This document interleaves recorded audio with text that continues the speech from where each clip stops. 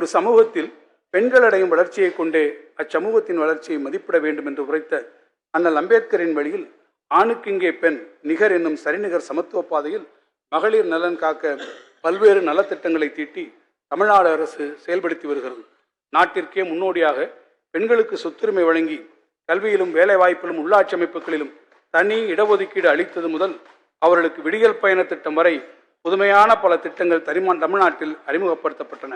அந்த வரிசையில் சொன்னதை செய்வோம், செய்வதை சொல்வோம் என்ற இலக்கின்படி செயல்பட்டு அறிவிக்கப்பட்ட கலைஞர் மகளிர் உரிமை தொகை திட்டத்தின் மூலம் 1,15,00,000 குடும்பத் தலைவர்களுக்கு ஒவ்வொரு மாதமும் 1000 ரூபாய்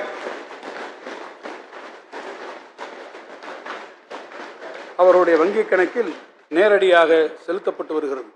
விலைவாசி உயர்வால் தொடர்ந்து அதிகரிக்கும் குடும்ப செலவுகள் போன்றவற்றால் பாதிக்கப்பட்டுள்ள குடும்பங்களின் இல்லத்தரசிகளுக்கு மாதந்தோறும் 1000 ரூபாய் என்பது அவர்களது அன்றாட வாழ்க்கைக்கு பேருதவியாக இருப்பது மட்டுமன்றி அவர்கள் மாதந்தோறும் கணிசமாக சேமிக்கவும் வழிவகுக்கிறது. இத்திட்டத்தின் நோக்கம் தரவுகளின் அடிப்படையில் பயனாளிகளை தேர்வு செய்த முறை, திட்ட செயலாக்கத்தில் கணினிமயம் மற்றும் வெளிப்படைத்தன்மை ஆகிய அம்சங்கள் பெரும் வரவேற்பை பெற்றுள்ளன. மகத்தான இத்திட்டத்தை பல்வேறு மாநிலங்களில் உள்ள மகளிரும் பயன்பெறும் வகையில் எதிர்காலத்தில் இந்த நாடே பின்பற்றும் என்று நம்புகிறோம். மகளிர் நலன் காக்கும் இத்திட்டத்திற்காக இந்த ஆண்டு 13,720 கோடி ரூபாய் நிதி ஒதுக்கப்படும். மாண்புமிகு தமிழ்நாடு முதலமைச்சர் அவர்கள் பதவியேற்ற முதல் நாளிலேயே கையெழுத்திட்ட முதல் 5 கோப்புகளில் மகளிர் கட்டணமில்லாமல் பயணம் செய்ய அனுமதிக்கும் விடியல் பயணம் என்ற மகத்தான திட்டமும் ஒன்று.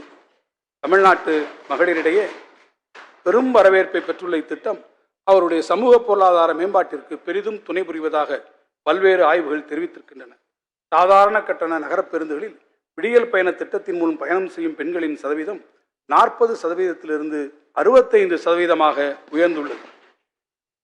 தினமும் சராசரியாக 50 லட்சம் மகளிர் பயணம் செய்து ஜனவரி 2024 நிலவரப்படி பேருந்துகளில் மகளிர் 444 கோடி பயணங்களை மேற்கொண்டுள்ளனர். மேலும் திருநங்கைகள் மற்றும் கடுமையாக பாதிக்கப்பட்ட மாற்றுத்திறனாளிகள் மற்றும் அவர்களது உதவியாளர்களும் கட்டணமில்லாமல் பயணம் செய்திட அனுமதிக்கப்பட்டுள்ளனர். தற்போது மாநிலத்தின் மலைப்பகுதிகளில் வாழும் மகளிர் பயன்பெறும் வகையில் நீலகிரி மாவட்டம், கொடைக்கானல், வால்பாறை போன்ற மலைப்பகுதிகளுக்கும் இத்திட்டம் விரிவுபடுத்தப்படும். மகளிரின் பேராதரவு பெற்ற இத்திட்டத்திற்கான மானியத் தொகையாக 3050 கோடி ரூபாயை 24-25 ஆண்டின் வரவு செலவு திட்ட மதிப்பீடுகளில் அரசு ஒதுக்கியுள்ளது. காலத்திற்கேற்ப அரசு நலத்திட்டங்களின் நோக்கத்தையும் செயல் வடிவத்தையும் மாற்றி தகவமைத்துக் கொள்வது முதிர்ச்சியடைந்த ஒரு அரசின் செயல்பாடாகும். அந்த வகையில் ஏழை குடும்பங்களை சார்ந்த மாணவியர் உயர்கல்வி பயில்வதை உறுதி செய்யும் வகையில் அறிமுகப்படுத்தப்பட்ட மூவலூர் ராமாமிர்தம் அம்மையார் புதுமை பெண் திட்டத்தில் 2,73,000 மாணவிகள் மாதந்தோறும் ரூபாய் 1000 பெற்று பயனடைந்து வருகின்றனர். இத்திட்டம் அறிமுகப்படுத்தப்பட்ட பின்னர் உயர்கல்வியில் முதலாண்டு சேரும் மாணவிகளின் எண்ணிக்கை நடப்பு ஆண்டில் 34% அதிகரித்து கூடுதலாக 34,460 மாணவியர் கல்லூரிகளில் சேர்ந்துள்ளனர் என்பதை பெருமையுடன் இந்த மாமன்றத்திற்கு தெரிவிக்க விரும்புகிறேன். இத்தகைய சிறப்புகளை கொண்ட இந்த புதுமை பெண் திட்டம் வரும் கல்வியாண்டு முதல் அரசு உதவி பெறும் பள்ளிகளில் தமிழ் வழியில் பயிலும் மாணவிகளும் பயன்பெறும் வகையில் விரிவுபடுத்தப்படும்.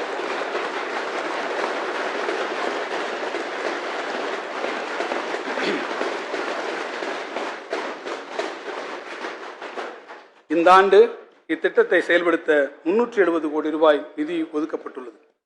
முதலமைச்சரின் காலை உணவு திட்டம். Nothing is more powerful than an idea whose time has come.